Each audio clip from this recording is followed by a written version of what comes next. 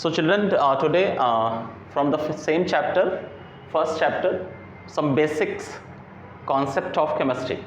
इसी चैप्टर से हम लोग कुछ और पॉइंट्स को डिस्कस करेंगे. तो लास्ट हम लोगों ने जो जहाँ पे ख़त्म किया था लेक्चर को, वहाँ पर हम लोगों ने डिस्कस किया था एलिमेंट्स, मैटर एंड इसके टाइप्स. फिर हमने डिस्कस किया थी डिफरेंट ब्रांचेस ऑफ केमिस्ट्री, उनका क्या यूज़ है, उनकी क्या डेफिनेशन है ना. प्लस हमने अप्लाइड केमिस्ट्री की कुछ ब्रांचेस को भी डिस्कस किया था. Introduction part. Now today we will start with again term element, atom, molecule and ion. So these terms we will discuss today. Element, atom, molecule and ion. Children, तो what are elements? Elements is the purest form of the substance. ये हम लोग last day भी discuss कर चुके हैं, last lecture में भी, कि एलिमेंट जो है ना वो सब्सटेंस का प्योरेस्ट फॉर्म होता है. और अभी तक हमें अराउंड 118 एलिमेंट्स नोन है जो पीरियोडिक टेबल में जिनको प्लेस किया गया है ना. एलिमेंट्स को हम सिंबल से रिप्रेजेंट करते हैं, जैसे कि hydrogen is an element, carbon is an element, platinum is an element. Okay children, तो ये जो है ना ये सिंबल्स हैं एलिमेंट के, और इन्हीं सिंबल्स की हेल्प से इन एलिमेंट्स को रिप्रेजेंट किया गया है पीरियोडिक टेबल में. Hydrogen, carbon, platinum and so on है ना. तो ये इनके सिंबल्स हैं. और चिल्ड्रन ये जो सिंबल्स हैं ये एलिमेंट को रिप्रेजेंट कर रहे हैं कि कौन सा एलिमेंट है, प्लस ये सेम सिंबल्स जो है ना एलिमेंट के एक एटम को भी रिप्रेजेंट कर रहे हैं, है ना. फॉर एग्जांपल अगर आपसे बोला जाता है कि हाइड्रोजन एलिमेंट लिखिए, symbol of hydrogen element, then you will write H. And if the question is write down the symbol of hydrogen atom, then again you will write H. Okay, तो ये जो सिंबल होता है element का, वो element के symbol के साथ साथ एटम को भी रिप्रेजेंट करता है, एलिमेंट के एक एटम को भी रिप्रेजेंट करता है. तो कोई भी जो एलिमेंट होता है वो सेम टाइप ऑफ एटम से मिलके बना होता है ना. उसके सभी एटम्स जो होते हैं वो सेम टाइप के होते हैं. फॉर एग्जांपल हाइड्रोजन एलिमेंट जो है ना वो नंबर ऑफ हाइड्रोजन एटम से मिलके बना होता है. इसीलिए हम एलिमेंट को क्या कहते हैं, purest form of the substance कहते हैं. ठीक है चिल्ड्रन, तो सिंबल्स एलिमेंट और एटम का सिंबल सेम होता है. अब बात करते हैं एटम की. एटम क्या होता है? एटम जो है ना वो एलिमेंट का यूनिट होता है. The unit of element is known as atom. It can not exist in free state. ये जो है ना फ्री स्टेट, फ्री कंडीशन में नहीं रह सकता, but it takes part in chemical reactions. लेकिन ये केमिकल रिएक्शंस में पार्ट करता है. तो एलिमेंट की वो यूनिट्स है ना, यूनिट्स मीन्स जिनसे एलिमेंट बना हुआ है, तो एलिमेंट की वो यूनिट्स जो इंडिपेंडेंट होकर नहीं रह सकती हैं लेकिन केमिकल रिएक्शंस में पार्ट करती हैं, उन्हें हम क्या कहते हैं चिल्ड्रन? एटम कहते हैं. वो एटम होती है. ठीक है, एटम्स जैसे कि अभी मैंने यहाँ हाइड्रोजन एटम आपको बताया, जैसे कि एटम, जैसे कि सोडियम एटम, जैसे कि कैल्शियम एटम, जैसे कि कार्बन एटम, कुछ भी ऐसा, ये सभी एटम्स हैं. ओके, तो कोई भी एटम जो है वो फ्री स्टेट में नहीं रह सकता है except atoms of noble gases. Children noble gases जो है ना चिल्ड्रन, वो ऐसे एलिमेंट्स हैं जिनको पीरियोडिक टेबल के 18th ग्रुप या 0 ग्रुप में रखा गया है. पीरियोडिक टेबल के 18th ग्रुप या 0 ग्रुप में जिन एलिमेंट्स को रखा गया है उन्हें हम क्या कहते हैं? नोबल गैसेस कहते हैं. और इन गैसेस के जो एटम्स होते हैं उनके पास या तो 2 इलेक्ट्रॉन्स होते हैं या 8 इलेक्ट्रॉन्स होते हैं आउटर मोस्ट शेल में. नोबल गैसेस के जो एटम्स हैं या तो उनके पास एक ही शेल होगा एटम्स के पास और उसमें 2 इलेक्ट्रॉन्स होंगे, या फिर नंबर ऑफ शेल्स होंगी बट आउटर मोस्ट शेल में 8 इलेक्ट्रॉन्स होंगे। तो ये जो इलेक्ट्रॉनिक कंडीशन है, 2 electrons in only shell and 8 electrons in outermost shell, ये जो इलेक्ट्रॉनिक कंडीशन है, this electronic condition is known as stable electronic condition, है ना, स्टेबल इलेक्ट्रॉनिक कंडीशन। और चूंकि नोबल गैसेस जो हैं, 18 ग्रुप के जो एलिमेंट्स हैं, इनमें स्टेबल इलेक्ट्रॉनिक कंडीशन प्रेजेंट होती है, इसलिए इन एलिमेंट्स के एटम जो हैं वो फ्री एग्जिस्ट कर सकते हैं। इन्हें फ्री एग्जिस्ट करने की परमिशन मिली हुई है। क्यों मिली हुई है? क्योंकि इनके पास स्टेबल इलेक्ट्रॉनिक कॉन्फ़िगरेशन होता है, या आप कह दो कि आउटर मोस्ट शेल में 8 इलेक्ट्रॉन्स या ओनली शेल में 2 इलेक्ट्रॉन्स होते हैं, तो ये स्टेबल इलेक्ट्रॉनिक कंडीशन कहलाती है। और इसलिए इन एलिमेंट्स के, 0 ग्रुप के जो एलिमेंट्स हैं वो अकेले रह सकते हैं, बट ये केमिकल रिएक्शंस में पार्ट नहीं करते हैं। ओके चिल्ड्रन, तो एटम्स जो होते हैं ये इंडिपेंडेंटली नहीं रह सकते हैं एक्सेप्ट देन नोबल गैसेस, और इसीलिए ये केमिकल रिएक्शंस में पार्ट करते हैं, है ना। केमिकल रिएक्शंस में पार्ट करके ये चाहते हैं कि इनका इलेक्ट्रॉनिक कॉन्फ़िगरेशन भी नोबल गैसेस के जैसा हो जाए, और इसीलिए केमिकल रिएक्शंस में पार्ट करते हैं एटम्स। इसके बाद चिल्ड्रन आते हैं मॉलिक्यूल्स की तरफ। मॉलिक्यूल्स क्या होते हैं? More than one atom after chemical combination form molecules. Okay, more than one atom after chemical combination form molecules. Molecules can exist in free state, but do not take part in chemical reactions. Children, तो molecules जो है ना वो free state में exist कर सकते हैं, but ये chemical reactions में part नहीं करते हैं। ठीक है, एग्जाम्पल के लिए हाइड्रोजन एंड ऑक्सीजन का बना हुआ मॉलिक्यूल H2O, हाइड्रोजन एटम का बना हुआ मॉलिक्यूल H2, क्लोरीन एटम से बना हुआ molecule Cl2, chlorine molecule, hydrogen sulphur and oxygen से बना हुआ मॉलिक्यूल हाइड्रोजन सल्फेट। चिल्ड्रन, ये सभी मॉलिक्यूल्स हैं। क्यों मॉलिक्यूल्स हैं? क्योंकि इनमें एक से ज़्यादा एटम्स जो है ना वो प्रेजेंट हैं, और कोई एक जो मॉलिक्यूल है वो सभी, एक मॉलिक्यूल में जितने भी एटम्स प्रेजेंट होते हैं वो सभी मिल करके एक यूनिट की तरह काम करते हैं, एक यूनिट की तरह फंक्शन करते हैं। तो इसी यूनिट को हम क्या कहते हैं? मॉलिक्यूल कहते हैं। ठीक है, तो ये सभी मॉलिक्यूल्स हैं। Molecules can exist in free state but do not take part in chemical reactions. Children, इसके बाद आयंस हैं। ठीक है, तो कोई भी चार्ज्ड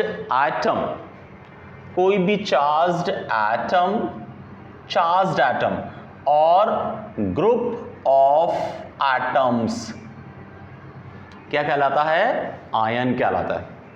कोई भी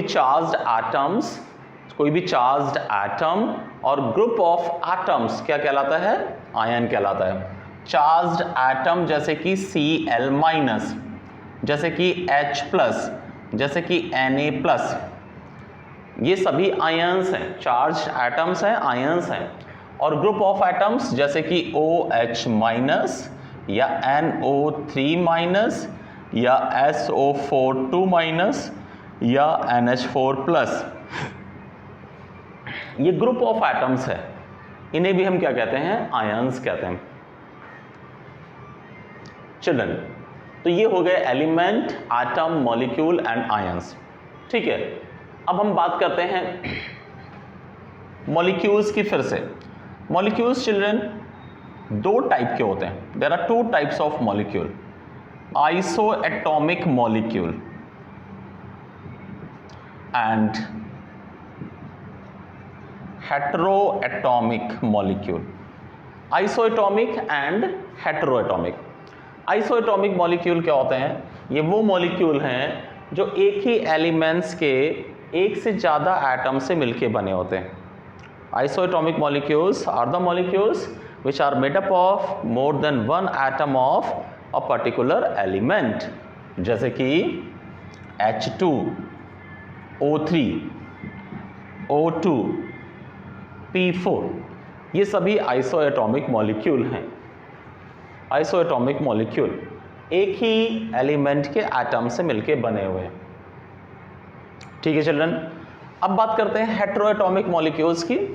हेटेरोएटॉमिक मॉलिक्यूल्स ऐसे मॉलिक्यूल्स हैं जो डिफरेंट एलिमेंट्स के एटम से बने होते हैं, एक से ज़्यादा एलिमेंट्स के एटम से बने होते हैं हेटेरोएटॉमिक मॉलिक्यूल्स, जैसे कि HCl है ना। ये जो मॉलिक्यूल है इसमें हाइड्रोजन एलिमेंट का एक एटम है और क्लोरीन एलिमेंट का एक एटम है। जैसे कि H2O, इसमें हाइड्रोजन एलिमेंट के 2 एटम्स हैं और ऑक्सीजन एलिमेंट का एक एटम है। ठीक है, जैसे कि HNO3, हाइड्रोजन एलिमेंट का एक एटम, नाइट्रोजन का एक एटम एंड ऑक्सीजन के 3 एटम्स हैं। तो ये सभी हेटेरोएटॉमिक मॉलिक्यूल्स हैं। हेटेरोएटॉमिक मॉलिक्यूल्स को हम लोग कंपाउंड बी कहते हैं चिल्ड्रन। हेटेरोएटॉमिक मॉलिक्यूल्स को एक और नाम दिया गया है कंपाउंड, इन्हें कंपाउंड भी कहते हैं। ये हमें याद रखना है ना, हेटेरोएटॉमिक मॉलिक्यूल्स कंपाउंड कहलाते हैं। तो चिल्ड्रन यहाँ देख सकते हो आप कि compounds, all compounds are molecule, you can say all compounds are molecule but all molecules are not compound. Why? Because molecules can be isoatomic also, है ना। और आइसोएटॉमिक मॉलिक्यूल्स को हम लोग कंपाउंड नहीं कहते हैं। कंपाउंड किन्हें कहते हैं? हेटेरोएटॉमिक मॉलिक्यूल्स को। तो compounds are molecules but all molecules are not compound. Why? Because they can be isoatomic molecule also. ठीक है चिल्ड्रन, तो ये मॉलिक्यूल्स के बारे में हो गया। अब आते हैं, बात करते हैं आयंस के बारे में। आपको पता है कि आयंस जो हैं ये 2 तरह के होते हैं। पॉजिटिव आयंस जो पॉजिटिवली चार्ज होते हैं चिल्ड्रन, पॉजिटिव आयंस कैसे होंगे? पॉजिटिवली चार्ज होंगे। एंड निगेटिव आयंस जो निगेटिवली चार्ज होंगे। पॉजिटिव आयंस को हम लोग बेसिक आयंस भी कहते हैं। Positive ions are known as basic ions also and metallic ions also. Positive ions are also known as basic ions and metallic ions, whereas negative ions are also known as non-metallic ions or acidic ions. Children, ठीक है, तो non-metallic ions और acidic ions ये 2 तरह के ions हो गए। ठीक है, तो कोई भी पॉजिटिव आयन जैसे कि सोडियम Na+, ये क्या है? पॉजिटिव आयन है, या कैट आयन है, या बेसिक आयन है ना। इसी तरह से कोई नेगेटिव आयन जैसे कि Cl-, ये एन आयन है, ये नॉन मेटेलिक आयन है और ये एसिडिक आयन। ठीक है, तो ये 2 तरह के आयंस हो गए चिल्ड्रन। आयंस जो होते हैं, ions are more stable than atoms. Children, ions are always more stable than atoms. Why? Because ions are having their complete octet or duplet, यानी कि ions का जो इलेक्ट्रॉनिक कंडीशन होगा वो नोबल गैस की तरह होगा, है ना। उनके आउटर मोस्ट शेल में 8 इलेक्ट्रॉन्स होंगे या फिर उनके पास एक शेल होगा जिसमें 2 इलेक्ट्रॉन होंगे। तो सभी आयंस जो होते हैं वो स्टेबल होते हैं, है ना। सभी आयंस कैसे होते हैं? स्टेबल होते हैं, मोर स्टेबल देन एटम्स। ठीक, इसके बाद चिल्ड्रन बात करते हैं हम लोग मासेस की। तो एटम का जो मास होता है, mass of the atom is known as atomic weight, है ना। किसी एटम का वेट जो है उसका एटॉमिक वेट कहलाता है ना।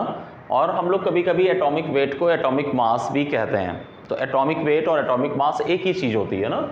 इसी तरह से किसी मॉलिक्यूल का जो मास होता है उसे हम मॉलिक्यूलर मास या मॉलिक्यूलर वेट कहते हैं, है ना, मॉलिक्यूलर वेट भी कह सकते हैं या मॉलिक्यूलर मास कहते हैं। Mass of one molecule of a substance is known as molecular mass और मॉलिक्यूलर वेट, और and mass of an atom of an element, mass of an atom of an element is known as atomic weight और atomic mass children, है ना। तो atomic weight या atomic mass generally जो होते हैं हमें गिवन होते हैं, न्यूमेरिकल क्वेश्चन जो आपको आते हैं एग्जामिनेशन में, जनरली हमें उसमें एटॉमिक मासेस गिवन होते हैं, और उन एटॉमिक मासेस या एटॉमिक वेट की हेल्प से हमें मॉलिक्यूलर मास या मॉलिक्यूलर वेट को कैलकुलेट करना होता है चिल्ड्रन। तो आपको एटॉमिक वेट जो हैं वो पीरियोडिक टेबल में जो एलिमेंट्स दे रखे हैं 118 एलिमेंट्स अराउंड, है ना, उनको थोड़ा थोड़ा करके आप लर्न करते रहिए, है ना। सभी एलिमेंट्स को तो पॉसिबल नहीं होता है जनरली कि सभी के एटॉमिक मासेस आपको लर्न हो पाएँ, बट जनरली जो हम लोग चाहते हैं लर्न करना, उसमें फर्स्ट ग्रुप के एलिमेंट्स जितने हैं उनके एटॉमिक वेट आपको लर्न होने चाहिए, सेकेंड ग्रुप के एलिमेंट्स के, फिर हम बात करते हैं हैलोजेंस के एटॉमिक वेट आपको लर्न होने चाहिए, और थर्ड जो पीरियड है उसमें जितने एलिमेंट्स हैं उनके सभी के एटॉमिक वेट आपको लर्न होने चाहिए। बेसिकली हमें इतने एटॉमिक वेट्स जो है ना वो याद होने चाहिए चिल्ड्रन, ठीक है, ये बहुत ज़रूरी है। तो अगर हमें एटॉमिक वेट याद है तो हम किसी भी मॉलिक्यूल का मॉलिक्यूलर वेट या मॉलिक्यूलर मास निकाल सकते हैं चिल्ड्रन। तो एटॉमिक वेट जैसे कि आपको पता है कि हाइड्रोजन इसका एटॉमिक वेट 1 होता है, ऑक्सीजन इसका एटॉमिक वेट 16 होता है, calcium atomic weight is 20, copper atomic weight is 63.5, ठीक है चिल्ड्रन, इस तरह से। तो ये एटॉमिक वेट्स हैं। अब मॉलिक्यूलर मास, हम एटॉमिक वेट की हेल्प से मॉलिक्यूलर मास को कैलकुलेट करना सीखेंगे। मॉलिक्यूल आपको जैसे मैंने बताया, सपोज करिए एक मॉलिक्यूल कैल्शियम ऑक्साइड CaO, है ना। तो इस मॉलिक्यूल में कैल्शियम का एक एटम है और ऑक्सीजन का भी एक एटम है चिल्ड्रन। जो नंबर ऑफ एटम्स होते हैं उनको हम रिलेटेड एलिमेंट के सिंबल के बाद नंबर से दिखाते हैं। तो जैसे कि कैल्शियम का एक एटम है तो हम लिखेंगे Ca1O1, ठीक है। बट जो 1 होता है ये अंडरस्टूड होता है, तो हम 1 को यहां नहीं लिखते हैं। तो कैल्शियम ऑक्साइड का जो फॉर्मूला होगा वो CaO होगा, इसका मतलब कैल्शियम का एक एटम है और ऑक्सीजन का एक एटम है। अब इसका हम मॉलिक्यूलर मास निकालेंगे चिल्ड्रन। तो आपको दिख रहा है एक एटम है कैल्शियम का, तो number of atoms of calcium 1 into atomic mass of calcium. Atomic mass of calcium is 40, not 20 children. 20 जो है ना वो एटॉमिक नंबर है कैल्शियम का, तो इट इज 40, ठीक है, चेंज कर लीजिए। तो एटॉमिक वेट जो है ना वो 40 हो गया, number of atoms into atomic weight of calcium plus, तो हमने क्या किया चिल्ड्रन, किसी एलिमेंट के जितने भी एटम्स थे उनका नंबर लिखा, उसके बाद इनटू किया उसके एक एटम के मास से, फिर प्लस का साइन, फिर दूसरे एलिमेंट के नंबर ऑफ एटम्स इनटू दूसरा एलिमेंट का एटॉमिक वेट, इसको हम कैलकुलेट करेंगे। तो 40 + 16 = 56। ये क्या हो गया, मॉलिक्यूलर वेट या मॉलिक्यूलर मास हो गया, किसका, कैल्शियम ऑक्साइड का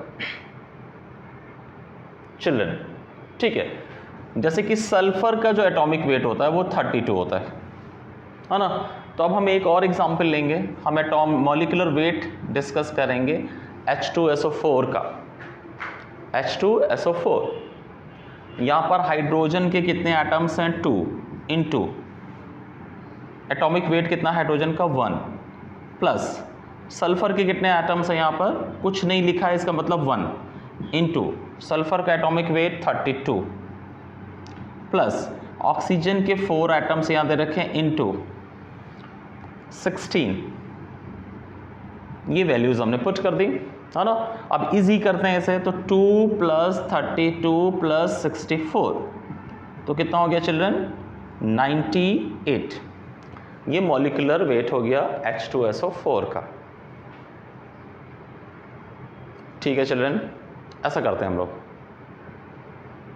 है ना। तो ये मॉलिक्यूलर वेट निकालने का तरीका हो गया कि हमें क्या करना है, हमें जो नंबर ऑफ किसी मॉलिक्यूल में जितने नंबर ऑफ एटम्स हैं उनको पहले लिख लेंगे और मल्टीप्लाई करेंगे with atomic weight of that atom, फिर प्लस का साइन, जो दूसरा एलिमेंट है उसके नंबर इनटू एटॉमिक वेट, तीसरा element number into atomic weight, ऐसा करके हम लिखते जाएंगे और कैलकुलेट कर लेंगे। तो इस तरह से हम निकाल लेंगे molecular weight of the compound. ठीक है चिल्ड्रन। अब अगर कोई कंपाउंड ऐसा है, जैसे कि मान लीजिए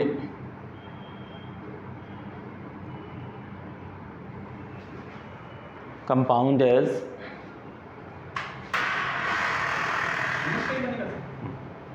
एक मिनट, इसके बाद